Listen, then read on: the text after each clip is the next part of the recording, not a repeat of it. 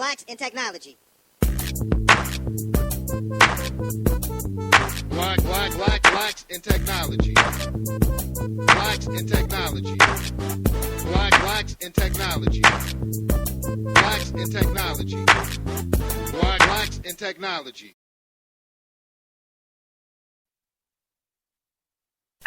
Welcome everybody to the 68th episode of the Blacks in Technology Bit Tech Talk podcast.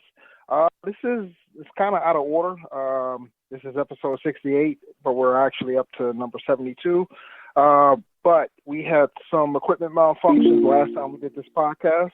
And so we are redoing this podcast. So welcome to the revisit of podcast 68. I'm your host this evening, Greg Greenlee.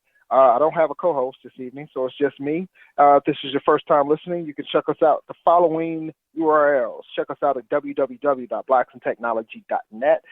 We are a community of over close to 1,700 Black tech professionals, students, enthusiasts. You can also check us out on the Twitters. We are at Black in Technology. That's BLKINTECHNOLOGY. Check us out on Facebook. That's facebook.com/Blacks in Technology. We also have a LinkedIn group also under the name Blacks in Technology. And if you are on Twitter right now, you have questions for our guests, you can tweet them using the hashtag BitTechTalk. That's BITTECHTALK. Blacks in Technology is a tech-focused community and media organization focused on increasing diversity in technology. We're always focused on forming new partnerships and opportunities to assist our members with their continued professional growth and development. So if you want to partner with us, send us an email to partnerships@blacksintechnology.net. Any general inquiries, you can send us an email to info@blacksintechnology.net. And if you'd like to sponsor a podcast, send us an email to sponsorship@blacksintechnology.net. A couple of announcements. I am heading out west to Portland, Oregon Sunday, and I will be there for the Closure West conference that's going to be going on. And we are going to have a bit luncheon at the Paragon. So there are details up on the site right now. Our luncheon is from 11:45 to 1 o'clock p.m. So come on out, join us, have fun. And if you're at the even if you don't attend the Closure West conference, come join us for a luncheon anyhow. You don't have to actually be an attendee to the conference to be a part of the luncheon. So we'd like to see you join us. Also, we are going to be having a meetup at the Self Conference on May 29th at, I'm pretty sure it's going to be 6 p.m. We're going to have a room there at the Motor City Casino. The Self Conference is going on May 29th to the 30th, and Blacks in Technology will also be represented there. We'll be holding a meetup. We're seeking sponsors for this meetup, so check out the details on blacksintechnology.net site. And what else? I think that's about it. So I think we're going to go ahead. I think our guest just joined us, so I'm going to give you a little bit background information about our guest. Our guest tonight is Sian Morson. She is an entrepreneur, a mobile evangelist, a designer, and an author. In 2010, Sian founded kollectiv-mobile to help other businesses and startups with mobile development and strategy. She currently oversees operations and leads all business development and strategic efforts.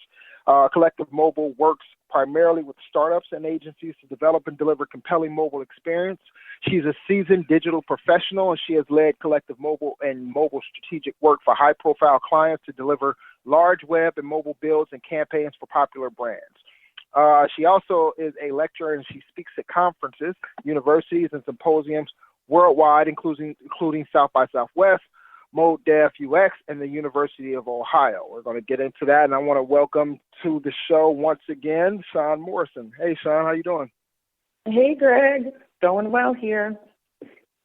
Excellent, excellent. You know, last time we had some malfunctions on my side. I had we did a whole entire podcast, and then it was like all static when we got ready to publish it. Yeah, it was kind of embarrassing. I found out that network latency and trying to do a podcast don't work well together, so had to get a new modem. Yeah, exactly. Had to get a new. That, you know what? The modem I had was pretty old. It was like 8 or 9 years old, and it was probably on its last leg. And after that podcast, I buckled down. I said, "Hey, it's time. I gotta get a new modem and get things working. I'm doing important stuff here. I can't have equipment malfunction. So, happy to have you back. And I'm actually glad we had this kind of time lapse in between the podcast, because at first I was like, oh, let's try to shoot for next week. But it's actually better because now it seems like this is fresh once again, and it would be hard to kind of recreate, that podcast 1 week after. It would. Yeah. So it's good. So how have you been doing? I've been good. I've been busy as usual, trying to stay out of trouble. But yeah, busy is good. Busy is good. So sorry, say again? Are you now in in Oakland right now? I'm back in Oakland. Yes. Excellent. I know last time we talked, you were in Oakland, but I think you were coming back from Atlanta, from being out there. Correct. Yes, exactly. So my feet are firmly planted back in Oakland, and kind of hit the ground running. So just sort of, things move really fast out here. So I had to do a little bit of catch up, but now I'm back in the flow of things. So I'm pleased to be back. Excellent. Shout out to all of our Oakland comrades, especially Ayuri, if she's listening. I saw Ayuri recently at the Lesbians Who Tech Summit, actually. Really? So, yes. She was on the panel right before mine. She is everywhere. She's definitely doing a lot of great work. So it was good to run into her. Nice. So now, on to you. And the first question, the most common question that we always ask our guests is, how'd you get your start in technology? I started in technology as a project manager at ad agencies, and that was probably when I first started working with technology. I did have some brief encounters when I was younger. None of those really stuck. I remember doing some basic coding on a Commodore computer way back when, but I moved on. I went to film school, and I got my master's in electronic arts. So I've been kind of dabbling and doing a lot of different things, but it really wasn't until I had to manage technical projects that I really thought, oh, hey, it's time to really learn about this. So I think that would probably qualify as when I really started to take technology seriously. It was a good way for me to learn about it, because as a project manager, you're managing the team, but you also need to learn how to communicate with the team. So it behooves you to learn as much about what they're doing as possible. And so that was actually really great exposure, not just to technology, because I was managing the technical team, but I was also managing the creative team, right? So it's kind of like a really, really good way for me to immerse myself in a little bit of everything. So that was how I first sort of came upon it. So how'd you actually get started in project management? What was that journey like? A little intimidating, because I didn't I came into it as a person who sort of likes to manage other people. And so I think that's probably my sense of order and organization kind of got me that job. But to be 100% frank, I didn't know anything about real technical project management. I just knew that I had a really good rapport with people. I was really organized, and I knew how to, schedule stuff and make stuff happen. And so I think I talked my way into that job, and then I gradually started to learn more about actual project management but I learned as I was doing it, right? I had no idea what Microsoft Project was back then. I didn't know how to create a schedule. So you just kind of, you dive in at the deep end and you learn as you go. So. Wow. I mean, that must have been a pretty good, I guess, experience to have, because some people they go up against, not having experience, so they don't get the job, and where in your case it sounds like, you kind of got an opportunity to get the job and then kind of learn while you were actually doing. So I did, and I think I was pretty fortunate in that respect. Yeah. I don't know if people are still doing that these days.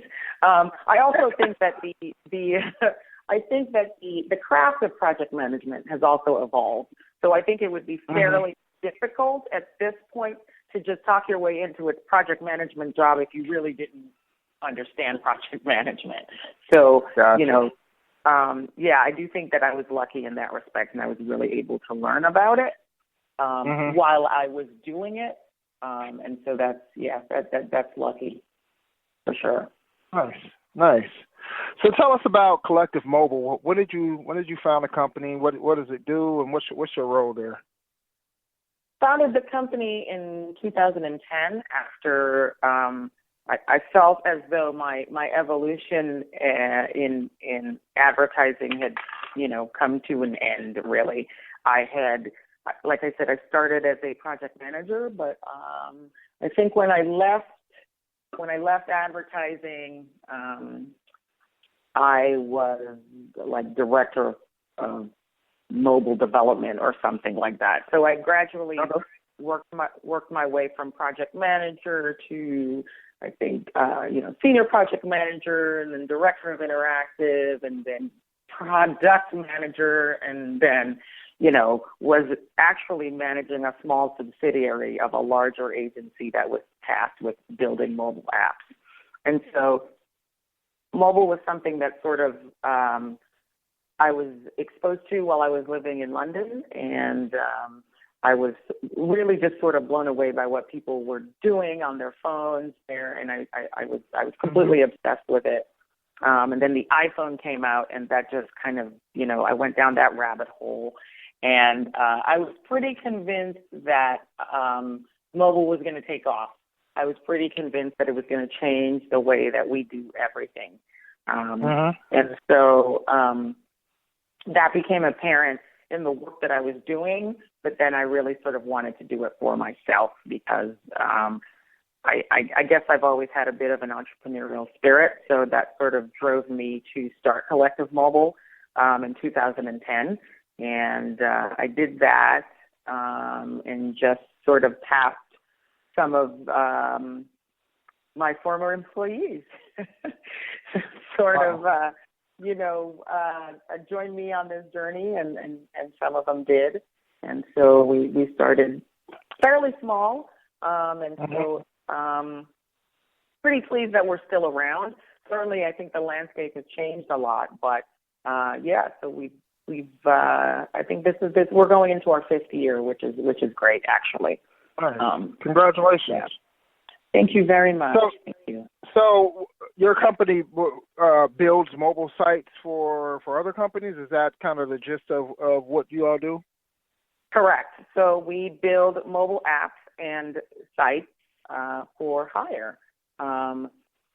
Pretty much, anybody that needs it, we work with. I think typically our business is slanted mostly towards other ad agencies, larger agencies, and startups, and that's probably because of where we're located that we're getting a lot of interest from startups.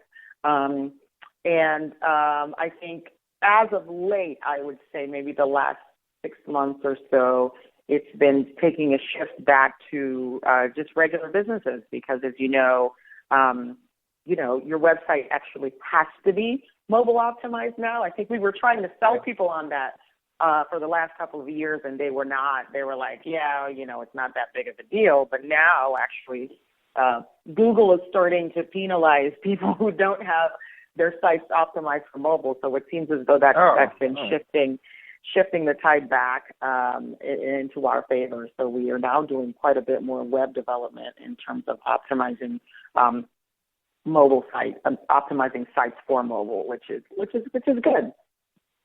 Because I think initially we started. Sorry, go ahead. No, go ahead. Go ahead and finish. I was saying initially when we started, we were doing more native app development and less web development, but now it's sort of 50-50 now, I would say. Gotcha.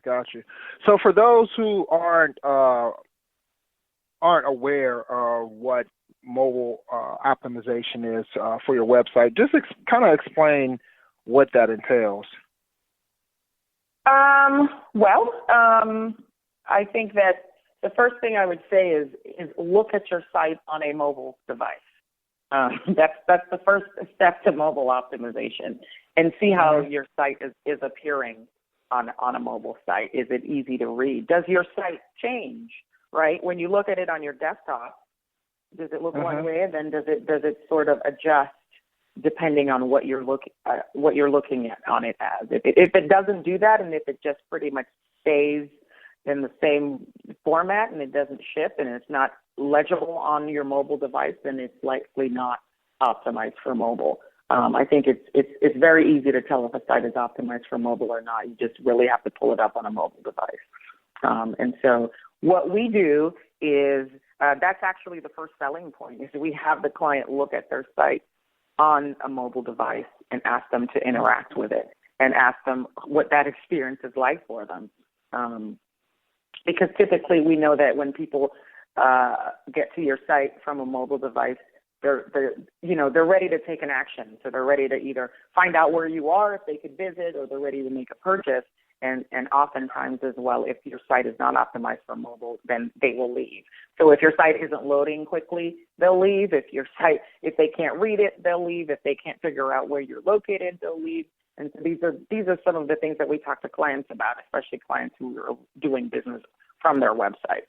And so the next step then is to really sort of talk about what the needs are of a mobile user, because when you're sitting down on your laptop and you're accessing a site, your needs and your wants are slightly different from when you're accessing it from your mobile device. So you could be walking down the street, you could be, on BART or on the train, but chances are that you're on the go. And so your needs from a website are going to be slightly different then. So we try to walk the client through all of those things and figure out what the needs are, and then we sort of bubble those up for the mobile user. So that means making sure that the site will load quickly, depending on, oftentimes a user may or may not be on Wi-Fi when they're on their phone. So if I'm only on a 3G connection, I still need your site to load in less than, 5 or 10 seconds, just like it would if I'm on Wi-Fi. So that means going through and optimizing images, changing the design if need be to make it more mobile friendly, and making sure that all of the pertinent information is where the customer needs that to be on the site. So those are some of the steps of mobile optimization that we would take with a prospective client. Nice. So what's the average time from when a customer, say, walks in through your front door and says, "Hey, I need my site, optimized for mobile phones," to the end result? How long does that usually? It varies. It really depends on what's going on with the site. If it's a very simple site, we can knock that out in about a week or two. But if it's more complex, then obviously it takes a little longer. And it also depends on how ready the customer is. Sometimes people will say, yeah, I need this done, but, they're not ready to really make that change, right? So it's the same thing that happens when you tell people that you create apps, and everybody wants to talk to you about their idea for an app, but nobody really is ready to build the app, right? Because they haven't really thought it through. They haven't thought through how the app's going to work. They haven't thought through how the app's going to look. Exactly. And most importantly, they're probably not ready to make the financial investment that it takes to build that app either. So, there's a vetting process and a filtering process that has to take place, right? Gotcha. Yeah, definitely, definitely. And you know what's and I met you I think in 2012. I would around that time. Is that there's out a lot of talk on the internet and everywhere about uh, startups and black entrepreneurs and it's rare, and I don't know if this is by design from you, but I rarely see your name pop up, and I never understood why. Like like you're a woman of color who has started a thriving and prosperous business in technology, but I never hear your name. I never hear your name, and I don't know why that is. That I mean, I don't know. I mean, I think there are people who do know about me. oh yeah, definitely. I think, yeah, but I don't know. It's. I guess I don't know. I don't have an answer. I don't have an answer to that. I was just curious. I hear other people, and I hear and also hear there's a lack of which there is people of color who are entrepreneurs and run a tech business. And every time I'm always thinking like, how come I never hear Sean's name? I never see your name up there with anybody's, and I never understood why. Anyhow, just I don't know. I'm doing the work. I'm here. Definitely. So you also you lecture and speak at various events. So how did you actually get into speaking, and how do you go? What's your ritual? How do you go about tackling the speaking engagement? I started. Well, speaking is always something that I have wanted to do, but I have, and when I tell people this, they often don't believe me, but I was notoriously shy. When I was younger, I was really, really shy. I did not like to talk to people, did not want to talk to people, and just didn't have any interest in engaging to some degree. But two things.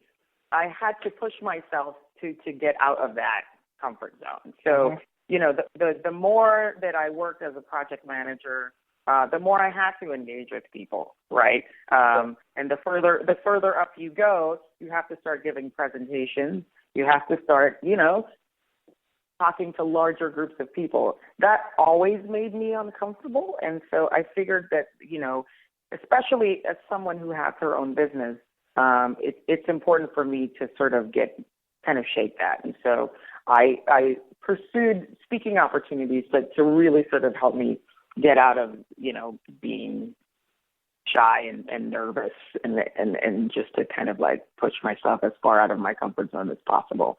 And it's helped tremendously. I mean, I'm not going to say that I don't get nervous before I speak, but once you get into the flow of it, you really kind of get to go with it. And in terms of my ritual, I actually think we talked about this the last time.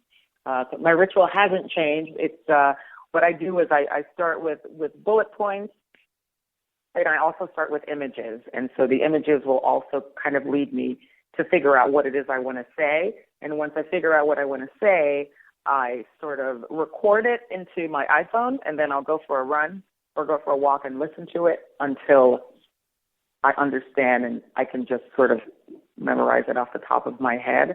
And then I add the emotion, and the pauses so that it's conversational as opposed to, you're just kind of reading it off a placard, right?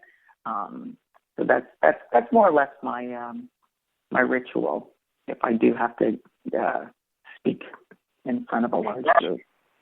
Yeah, I would have never prepared as possible.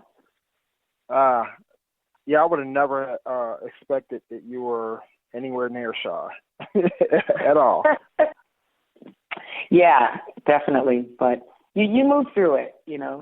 I mean, it's hard to be shy when you run your own business. You just it is. It's difficult, and so I have to get past it.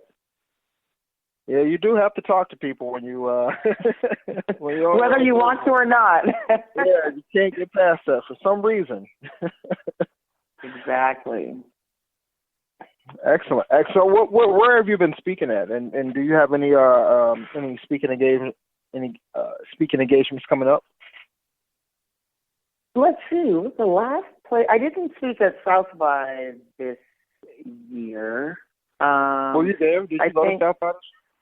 I was there. Yes, I was there. It was actually a little bit of a relief not to speak. I think this year was the first year that I didn't speak, and so it was a bit of a relief. I felt like I could just go and really sort of enjoy the conference, and just kind of hang out and not have to worry. Because for me anyway, if I have to speak, that sort of dominates everything, and I want to make sure that I'm prepared, and I just, become a little obsessive about that. So it was good not to have that pressure. I think this year so far, I've done a virtual conference, which was interesting. A startup called Black Star Media, and they had an inclusive dev conference, and I spoke at that.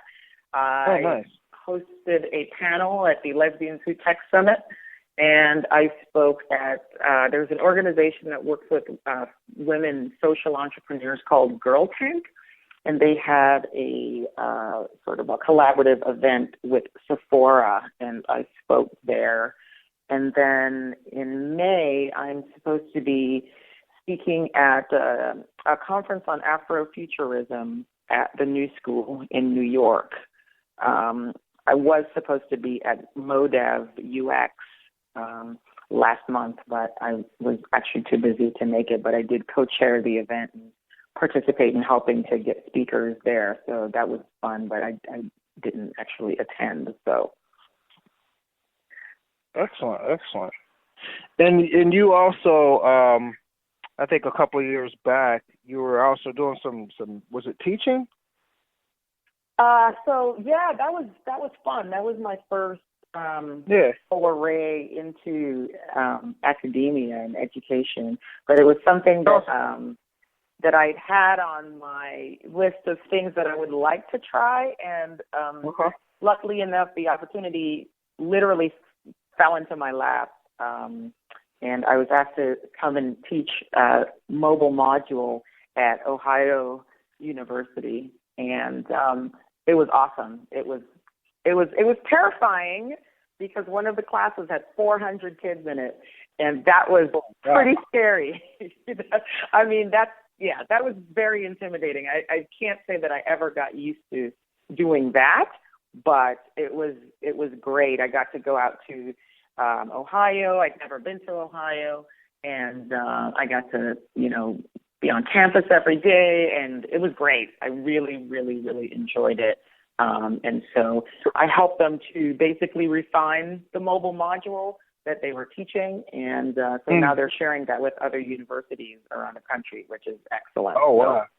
So I'm really excited that I got the opportunity to do that. Yeah, that's actually the Ohio University is the college my daughter was attending a couple of years ago, and I think it was through Facebook that I found out you were actually out there. I was like, I'd actually had just been out there like a week before. Wow.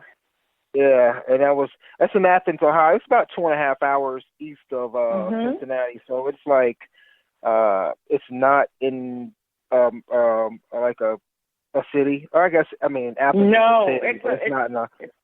It's more like a small town. college town. Yes, exactly. But the campus there is beautiful. It was beautiful, and yeah, I think it was great for me too because I grew up in New York City and I went to NYU, so I didn't get the opportunity to sort of like go away to college. And New York University is the campus is the city, so you don't really get that experience like you've gone anywhere if you grew up in the city. It's just like, I'm going downtown. I'm going to school, So it was great just to be able to be on campus, and it's a really old campus, and it was snowing, and it was just fantastic. It was great. I really enjoyed it. Excellent. So recently, you also you also became an author, and you've got a book published called Learn Design for iOS. Tell us what the motivation was behind writing that book. Well, another one of those things that I had on my list that I wanted to do. And the opportunity. You were just checking things off. I did, exactly, you know. You were checking it off. See, that project management, right, comes in handy. You make a list, make sure you get it done. Right. But, yeah, it was something that I always wanted to do. I didn't know necessarily what I was going to write about. And actually, I met the guys from A-Press at South by, actually, a few years ago. And I stopped by their booth, and I saw their books, and I just casually threw out, hey, you know, if you guys are interested in a book on, you know, iOS or anything, let me know. And I gave them my card, and I took their card, and I just left. Didn't think anything would come of it. And I think about a year and a half later, I got an email from one of the guys. He was an editor, and he was like, hey, I think we want to move forward. And I think one of the editors from the company happened to be coming to the Bay Area, so I met up with him, and we talked, and I basically pitched the idea for the book. It was right before iOS 7 was officially released, so I was sort of playing around with the pre-release version of iOS 7, the developer version, and thought that because it would sort of change the design language for iOS, it would make a good book. And so they agreed, and they signed me on. It was a very good experience, harrowing, but definitely rewarding. Yeah, tell us a little bit about what it's like to write a book. What is that? Well, what I can tell you what it was like to write this book. I'm sure that I'm sure Stephen King has a different story to tell, because I'm sure he gets big advances and as much time as he wants. But working, part of the reason why it was so challenging for me was everything was sort of in my head, and I wasn't used to sort of translating that to the written word. So I could tell you how to do this, and I could show you how to do it, but writing how to do it is a whole different, it's a whole different way of putting things together. And so I had to, after I pitched the idea for the book, then we had to break the subject matter down into unique chapters, and then really sort of step back and take an instructional tone, which was different for me to do. Because, like I said, I'm used to being the project manager and either just telling people what to do and how to do it, but writing about it is different. And so you really need people to be able to follow along. So it was definitely a learning experience for me. It was challenging as well because I was on a really tight schedule. They really wanted the book to be published by the end of the year. So the book should have been, they wanted the book on Amazon by December, and I started writing I think in August or September, and I had to deliver a chapter every single week. And I think that just about drove me crazy because it was, I was up until all hours writing, and then submitting stuff, and then you would get stuff back from your editor. So you're editing one chapter, but you're also writing a new chapter at the same time. And it was a lot. It was a lot, but nothing is ever going to beat you getting that box with those books with your name on it after everything, right? It's the most amazing experience ever. So, I swore up and down that I would never, ever do it again, but I'm writing another book.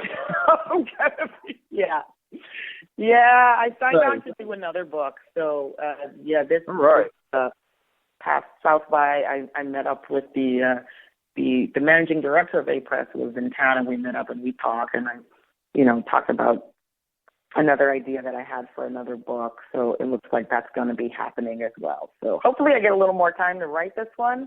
But right. I don't know. I can't make any promises. How do you stay focused when writing? I always tend to, whenever I'm writing anything, whether it's a blog post for Blacks in Technology or anything, I always tend to be super long-winded. Like, it just too much spills out, and then I'm like, next thing you know, I'm immersed in just a spaghetti of words, and it's just like, oh, what was I talking about here? And the next thing you know, it's everywhere. How do you stay? Or is that the best way to just let it all spill out and then go back and you trim it up? You know what? I have the exact opposite problem, Greg. I am always very succinct. And so, in fact, when I was writing my book, they would send back my chapters and tell me that they were too short. And I was like, well, but that's how you do it. Boom, boom, boom. They were like, no. You got to elaborate. You have to walk people through the process. So I have the exact opposite problem. I tend to get right to the point, and then wow. I always have to go back and add more flowery language to sort of fill things out. So staying focused is not a problem for me. I just want to get it done. Gotcha. So you also you're an advisor for a couple of startup companies. One of them is called CAST, where you're actually the CEO of that one. Tell us a little bit about right. CAST. What's the concept behind that?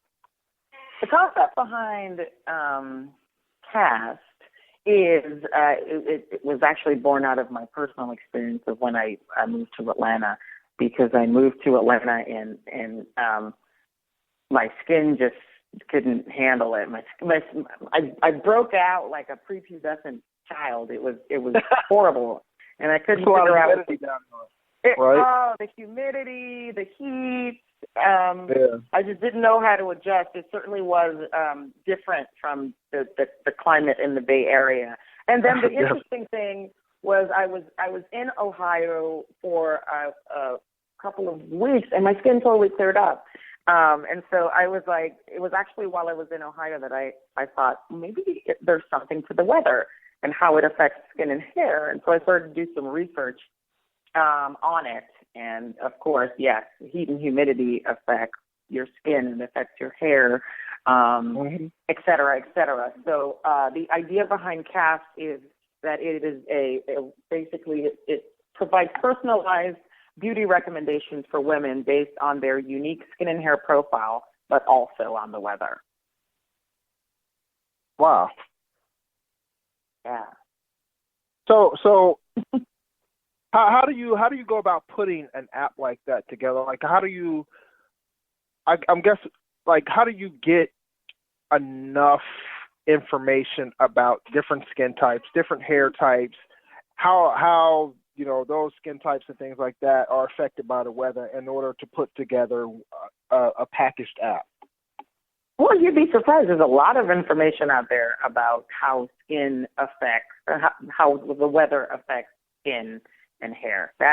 It's well documented. So what I did was I put together a control group of about 50 women, and I just recruited these women from online, friends, people all over the country, and just asked them to help me test the application, because it's all great when it works for you and you think you have a great idea, but if nobody thinks it's a great idea, then you're kind of SOL. So I got a group of women together, and I enlisted their help in really sort of testing the app to make sure that it worked, that it was an interesting concept, and that the stuff that we were recommending to them made sense. And I got a lot of great feedback. And I learned that, especially when a lot of people put out products for women without ever talking to women. And it's funny because women have so much to say about, things like that, like their skin and their hair. It's a very personal thing. And so I think if you just ask, people actually do talk to you and give you a lot of feedback. So I got tons and tons of feedback from women, from those 50 women that I've been testing the app with. And so I think we're going forward with our first iteration. We're probably going to have that in the Google. Ironically, we're going Android first because we ran into some problems with iOS, but we'll probably be in the Google App Store next week with iOS to follow shortly after then. Yeah. Definitely be on the lookout for that. Then let us know. We Blacks in Technology is always looking to help shine or give some visibility to whatever you're doing. So excellent. I'll pick you up on that. Yeah, definitely. Thank you. So you're also a part of the Africa Angels Network. Yes. Tell us a little bit about your role in that, and about some of the startups that you're helping. Yeah, my role primarily with the African Angel Network is one of a mentor to a couple of startups on the continent, and kind of jumped at the opportunity to do that because I think that the general perception of Africa and the continent is just, I don't even know what the general perception is. It's just not one of, hey, there are technical things happening there. I think so many of us haven't really traveled outside of the country that we have these weird sort of notions. And I honestly believe that Africa is ripe for innovation, especially when you see what's happening over there in terms of mobile. So I was super excited to jump on board and partner up with Kule, who is the founder, and just jump on as a mentor and an advisor to some of the startups. And so one of the startups that I'm most passionate about is Wabona, which means, I think, look, see. And they're basically Netflix for Africa. They actually take content that they gather from multiple different sources, and they digitize it and offer it on a mobile platform so people can watch on their phones. And they have tons of challenges because, bandwidth is a problem and all of that stuff. But they were actually, last I talked to them, they were working on redesigning the app and really sort of upgrading their platform. So they're doing great. They're doing great. And I'm really excited to be a part of that and actually looking to do not only more advising, but probably do some investing actually here as well for some, for startups as well. So I think that's sort of whet my appetite, and I'd love to do more of that. Excellent. And that's I'm actually on their site right now. Wabona.com. Oh, you are? Is their site. Yeah, I'm checking it out now. That's pretty cool. Yeah, and it's funny that you mentioned that about Africa because I think it was maybe a couple of years ago. I had gotten something in the email, and it was basically talking about. It might have been from Iori, actually. It was talking about the technology boom that's going on over there, especially in terms of mobile, like you mentioned. But it was also talking about like the rising middle class families over there, and it was kind of, I was kind of shocked by it myself. Not that I thought Africa was like some backwards type country or anything like that. I just had no idea. I guess at the levels of which they were actually taking things as far as technology and things like that. So I was actually pleased to hear that. Yeah. And a lot of people are talking about Africa now. I know we've had some discussions on Blacks in Technology Forum about investing in Africa or there's actually a post right now that just got up there today. Oh, wow. Yeah, about investing in Africa. It's kind of I know that the person who posted this had actually posted something probably months ago about Africa, and so this is kind of a rehash, and he posted a link about Africa and about how their technology business opportunities over there. So excellent. So what advice would you offer others that may want to get started in the world of digital mobile dev and strategy. Just if somebody else wanted to. I will say this. I would say just do it. I mean, look, education. You can find out about anything these days, right? So educate yourself, arm yourself with the knowledge, and do it. What I will say specifically, though, about mobile development, just in the 5 years that we have been in business, I've seen sort of like a shift. I think that initially it was fairly easy to kind of get clients, and I think now that everybody is understanding that mobile is the thing, I think now everybody's saying that they can do mobile. And so if you're really going to say that you can do mobile, really understand it. You know what I mean? I think that what I'm hearing on my end is I'm hearing lots of stories from clients who go to people who don't know what they're doing.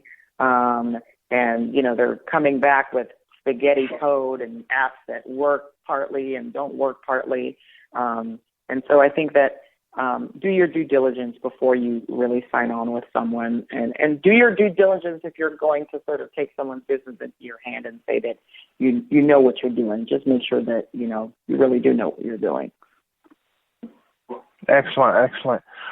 So what's next for you? What's on your agenda, on your checklist? What are you checking off next? I don't know. I like to keep those things under my hat because I feel like if you talk too much about them, then you end up not doing them. But I think in the immediate future is I actually have to write this next book. So I'm imagining that I would have to get started on that fairly soon. No, just let it sit around. It'll write itself. Yeah, I think A-Press is going to come knocking pretty soon to say, hey, where's that book? So I might want to start that this summer. And just really, and CAST is also big on my list. I need to really kind of get that out there. So once we're in the App Store, then, we'll see what happens with that. And really just sort of figuring out what to do with kollectiv-mobile as well. How are we going to remain competitive in the mobile landscape after 5 years of building apps and websites, right? So I think there's some strategic thinking there. And I want to get back to doing some creative stuff. I used to make videos, and I haven't done that in a while, so I might want to get back to doing something a little more creative. So are you a movie or a film buff? Do you enjoy watching movies? And I enjoy watching movies. I went to film school, so that is the work that I do isn't necessarily narrative. It's more sort of abstract, more like video art. But I would like to get back to doing more of that because it's been quite some time. And so I've kind of have some ideas for some work that plays around with the intersection of art and technology. So I'd love to continue to explore that if I can find the time. So what right now? This is something that's a little bit away from a script. What are your top 3 movies that you want to see right now? That I haven't seen? Yeah, that you haven't seen. That you want to see. I've seen pretty much everything that I don't know. Let me think about it. What about your top 3 movies that you've seen? Of all time? Let's say recently. Some favorites. Recently? Yeah. I enjoyed Selma. Okay. I think I saw that about 3 times, and I saw Ava DuVernay speak at South by, so that was great. I love her style of filmmaking. I love her style of storytelling. I also enjoyed Birdman. I thought that was pretty well. And that's the one with Michael Keaton, right? Yes. Okay, I'll have to check that one out. And Selma. I actually haven't seen Selma yet. Yeah, no, it's terrible, right? We should talk about that. I'm not going to turn the table and interview you, but I'd like to. I will say that I'll name this movie not because it was good. I actually thought it was really bad, but I had to watch it because I'm a big Ten Commandments fan. So I had to watch Exodus, Gods and Kings because I had to see what Ridley Scott did with the plagues. But all in all, it was a horrible film. I mean, I still think the original Ten Commandments is, one of the greatest films ever made. It's just epic in scale, and I mean, Charlton Heston as Moses, So, Exodus, Gods and Kings, you can miss it because I suffered through it for you, but okay. Yeah. Because I had actually no plans. I've actually got the movie, but I have not watched it. I actually have no plans on watching it. But I might watch it just to see how it tears. Sometimes I like train wrecks. Like, for instance, like there's like movies like Baby Boy. If you've ever seen Baby Boy, it's horrible. A friend of mine chastised me because I've never seen Baby Boy. Yeah, you don't want to see it, but. To me, it's a horrible movie, but every time it's on TV, I will watch it. Really? I feel that way about Dumb and Dumber. Dumb and Dumber is better, by the way. It's what? It's better than, much better. I'm a big fan of the original Dumb and Dumber. Truth be told, I can watch. That's my movie where whenever it's on, I just have to watch it. And I still laugh. It's sad but true. Yeah, Baby Boy. It borders. It some of the lines in that movie just is borderline just ridiculous, and you're just like, really, come on, you really. But I watch it every time.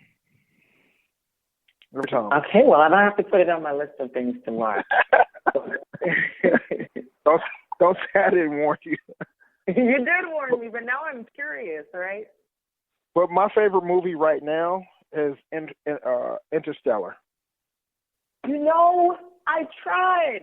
I got to the sandstorm, and I couldn't get any further. And I've been told by pretty much everybody that I know that it's an excellent movie, and I just was like, ugh.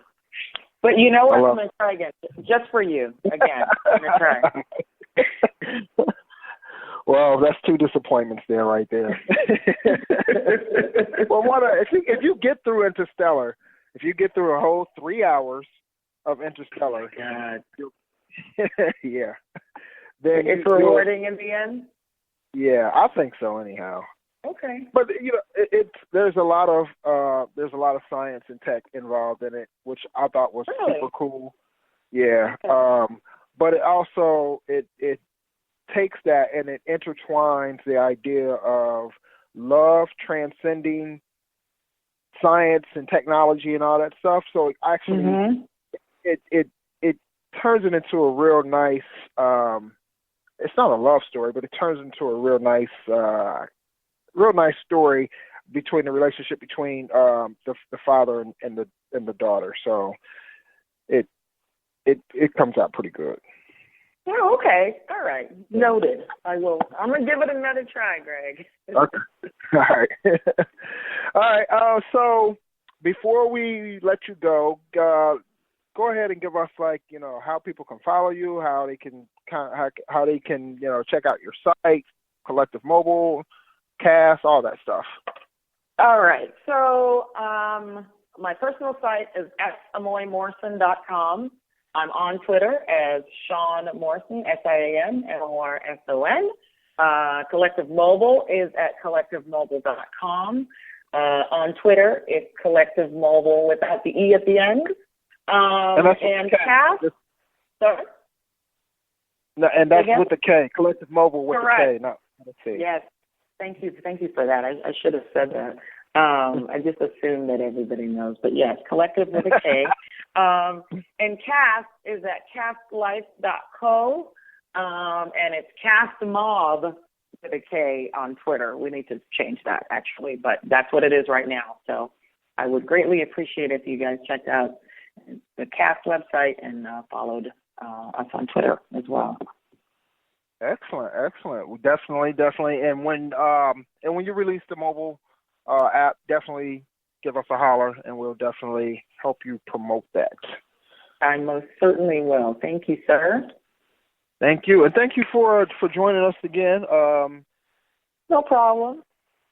Yeah, we had fun. Again, it was like like I said before, I'm glad that we have this time in between, because now it seemed like it made everything. It's a whole new thing.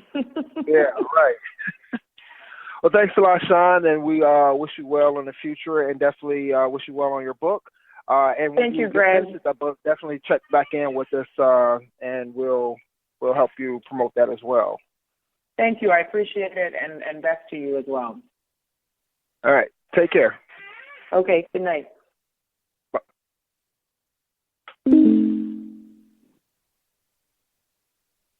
That is it for this episode of the Blacks in Technology Bit Tech Talk podcast. So definitely want to thank our guest, Sian Morson. Thank you to all our listeners who listened in this evening.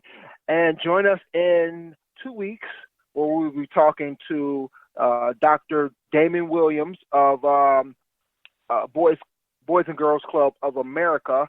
He is going to be talking about their new technology initiative called My.Future. And that's going to be on April 30th, same Bit Tech Talk time, same Bit Tech Talk channel. So join us then. Stay tuned for more exciting Bit Tech Talk episodes to come. And remember, tech yourself before you wreck yourself. Take care and have a good night. Blacks in Technology. Blacks in technology. Blacks in technology. Blacks in technology. Blacks in technology.